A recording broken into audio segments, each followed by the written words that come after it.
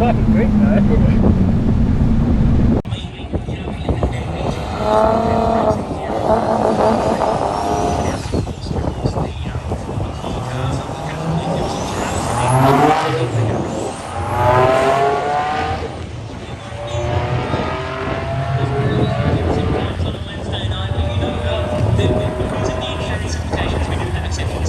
$8 deal.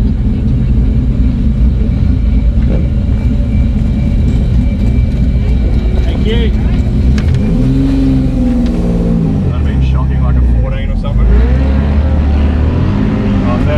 123 mile an hour.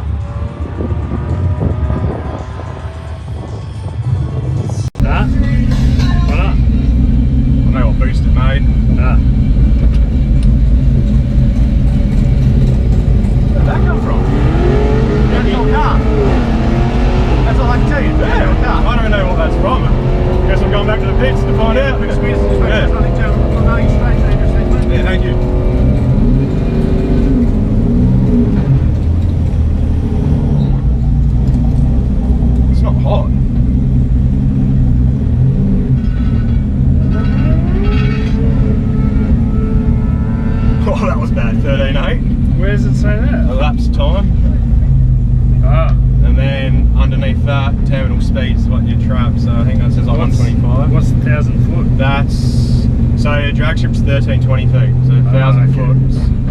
Righto. Yeah.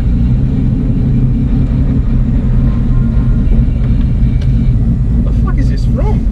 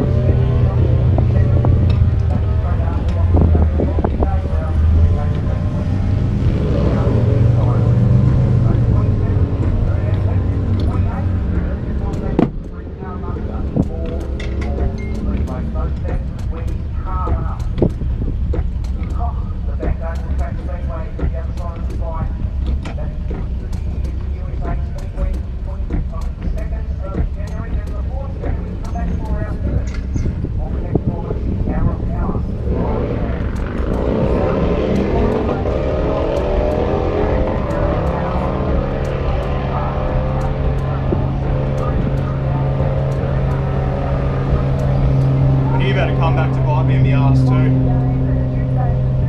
Now I set the slave up.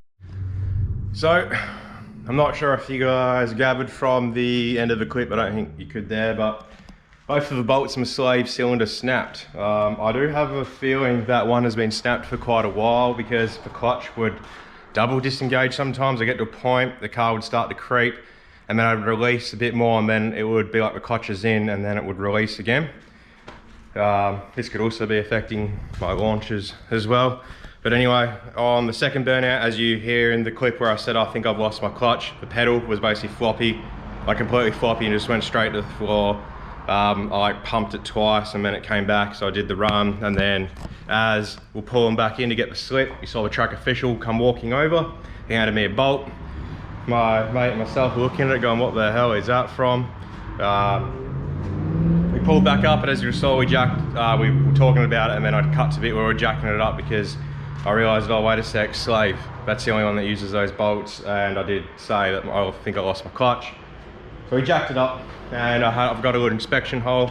Sure enough, looked in there, there was actually no bolts. It wasn't just missing one, there was no bolts. Went to the other side of the gearbox, so the lines to the slave come out, gave it a wriggle, and sure enough it was moving as far as the box would allow it to rotate till it hit the side. So yeah, so it still drove on the trailer, I still drove it out and then back into here. Obviously I'm not going to go driving on the street or go to a pass like that, so I'm going to undo a bit of a shifter on the inside, but I need to get the tail shaft out, drop the box, or at least pull the box back, and then re-shim the slave, and get new bolts and everything needed. Hopefully I can get the old bolts out of the box. But yeah, I'll deal with that. But that'll be its own video. But in the meantime, to finish this one off, hopefully I put it in the title and edited it to suit. But had a customer's car here for the company that I'm trying to start here in WA. So this car here, as you would have seen, it's called Andddd. It is a twin turbo Ecotec. It is forged cammed Haltech Elite 2000 running on NSP. It has been to a workshop and a tuner multiple times. They just kept bouncing it back to each other for 3.5, 4 months, whatever. Neither could get it right. The tuner kept saying it was mechanical kept saying it was the tune, even though they both did things. Basically the cam was dialed in completely incorrectly and the tune was set up completely incorrectly as well. So it was my job to fix that. I redialed in the cam, got all the front end back together. I've got a couple videos and pictures, and then get the tune sorted, get it started until the new year when we can get it onto a dyno and I'll tune it. So yeah, dedicated burnout car, twin turbo, forged cammed, T400, Haltech Elite, you know, surge tank, water to air intercooler. But here is the engine bay. So there's a lot going on in there, but you get that when it's twin turbo and a tiny engine bay like a VS has. So yeah, so I'll whack in a couple clips here to finish off this video of once I got it running, with the idle, proving again idle's in the tune. I have 2 clips, one of it lumping its absolute head off, and 2 with the idle dead smooth. I managed to get both. There's still something a bit iffy going on. I think it's injected data because the VE table's seeing like 120 to get it to idle the correct AFR, where usually I'll be seeing it in the high 40s to 60 region, generally around 50, 55. In that region it sits in, VE being the efficiency of the motor, which at idle is roughly about 50%, give or take on the setup. Obviously the bigger the cam is, the less efficient it'll be down low, but this is a very small turbo cam, so it definitely should not be seeing like 111 to 120 in the VE table, just for it to idle at around 14.7, 14.9 in that vicinity. Anyway, I've rambled on. You guys want to hear this, so I'm going to chuck the videos in now. And as per usual, don't forget to like, subscribe, leave a comment. I will see you guys next Saturday, or maybe even Wednesday, who knows, where we fix this. Hopefully I film it.